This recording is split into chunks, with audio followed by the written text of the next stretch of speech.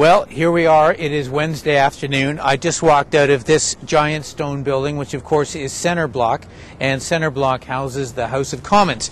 And it's just after question period, and I asked a question today, as I told you I would on the blog. Now, I originally intended to ask about gasoline prices, but as question period developed, became clear I would not get an answer on that issue at all. So I asked about another issue, which is income trust, because last Thursday night there were a lot of angry people who turned out in my riding, people who had lost a lot of money on income trust, and they wanted me to ask the Prime Minister if he would ever reconsider his position. So I asked him, but guess what happened? There was a question, but there was no answer.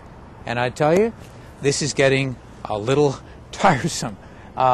Because I don't know how you feel, but as a member of Parliament, I feel quite frustrated that the government is able to get away day after day after day with having legitimate questions asked on behalf of Canadians, on behalf of constituents, and there are absolutely no answers forthcoming. It's too bad. It's partisan, it's very political, and I don't think it serves any of us well at all. But hey, judge for yourself. Let's look at the clip right now. This is my question. This is the answer. And after that, I had a bit of a conversation with Andy Scott. Now, Andy's a member of Parliament for New Brunswick, and in his riding is Camp Gagetown, where many soldiers recently came from who were killed in Afghanistan. And I asked him to chat with me a little bit about that. Here we go. Speaker, last Thursday evening, people packed the community hall in my riding. People who had lost a huge amount of money in retirement savings, and they asked me to ask the Prime Minister a question, and that is, does he not regret having fooled people by telling them he would never tax their income trusts? And will he now ask the Minister of Finance to revisit this disaster the way he's scrambling to save his failed policy on investment interest? And Speaker, my constituents deserve an answer, not another cheap political attack. Peter?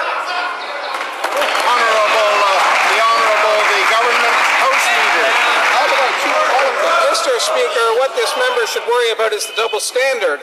Not just the question of the double standard that he is worried about, but really the double standard that he speaks about. He said in 2006, I think anybody who crosses the floor should go back to the people for ratification. He hasn't yet, but then again, this is the same member who said at Government Operations Committee last month, no one cares what I campaigned on. Well, we care. There are some by-elections coming up. I think we can fit them in. Thanks for tuning in to MPtv. My guest today, very, very experienced guy, Andy Scott, Member of Parliament for New Brunswick. He has been a cabinet minister holding 3 portfolios in previous Liberal governments. And Andy, that included Solicitor General, Housing, and Indian Affairs. That's correct. Right? Which one did you enjoy the most? Indian Affairs, no question. Why was that? It's tough, but it's probably, in my view, the most compelling public policy challenge to the national government today. Now, we just had a residential school issue come up. Yes. The current government said that the deal negotiated by the previous government was a bad one. Of course, they say that about everything that isn't theirs. Any substance to that, and where are we now with this issue? No, in fact, on the Indian residential schools, the deal that they concluded is the deal that we signed. They're quick to point out that they concluded that deal, but the reality is we, in fact, signed the deal right here in this foyer. Yeah. And after literally decades of inability to do that, and I remember Mr. Kotler, the national chief, Elder Elmer Cochane, all here. It was a magical moment. It was an opportunity for the nation to recognize this blight on our history, and the national chief having been a survivor himself. So it was a significant accomplishment, and it really was a forerunner to the Kelowna Accord, which really would have been an opportunity in Canada for us to step forward once and for all on the right track. A very thoughtful, a year and a half of consultation within the community, because the problem in the past has been the government, with all the best intentions, has imposed solutions on the communities, and pretty consistently they failed. The Kelowna Accord was something that came from the community with the government support, and it's unfortunate that the new government has chosen to disregard it. Well, Andy, do you think we've actually stepped back now in a period of time in our relationship with our First Nations people by abrogating that Kelowna Accord? Well, clearly, in the community, the government is the government is the government. Whether it's a Liberal government, a Conservative government, to them it's the Crown. And for the former government to invest a lot of time, to make significant commitments, and to have that endorsed by all provincial and territorial premiers. They're very seldom do you get that kind of consensus. We had 5 national organizations, all of the provincial and territorial premiers, and the Government of Canada on the same page on the most challenging issue facing Canada. Was a moment that should not have been squandered. And it has been. Wow. Let's talk about your riding for a second. Whereabouts exactly in New Brunswick? I'm Fredericton. Fredericton, right. So it's sort of greater Fredericton, Fredericton and 4 municipalities. All right, well, let's talk a little bit for a moment about Camp Gagetown, sure, which is a giant facility. It's the largest basin. Largest base in the Commonwealth. Exactly.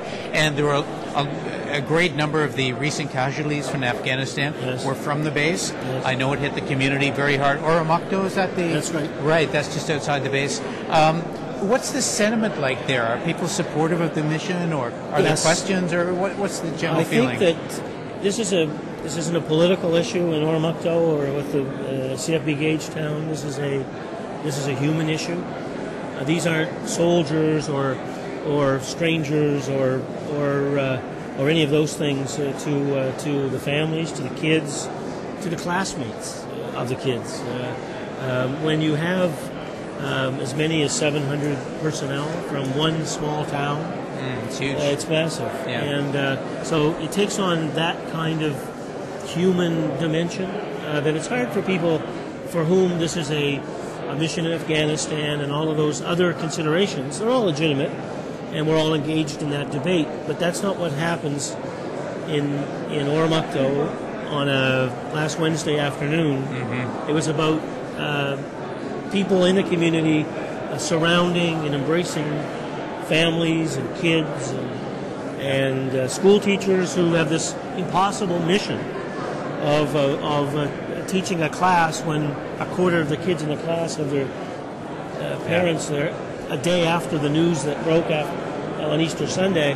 Very difficult to do. Yes, yeah, indeed. Well, thank you, Andy, very much, and please, from us in Central Canada, and from people across the country, our thoughts are definitely there, and we all support these brave men and women so much. It's critically important to the families and to the community, and they know this. Yes. And that's critical. Yeah, thanks. Indeed. Andy, thank you. Thank you. Pleasure. Thanks for watching MPtv. So, what kind of rookie amateur